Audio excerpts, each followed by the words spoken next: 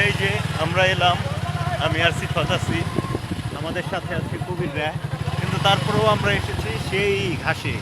কিন্তু ঘাসটা সুন্দর না, ঘাসটা কিন্তু একদমই সুন্দর না। আপনারা যারা আসতে চাইতেছেন তারা ভুল করে আইসেন। ঘাসটা সুন্দর না, সুন্দর না, সুন্দর না।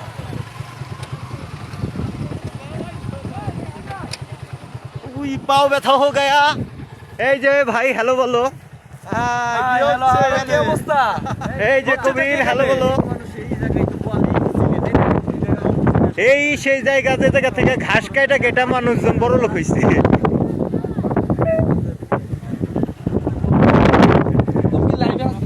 না।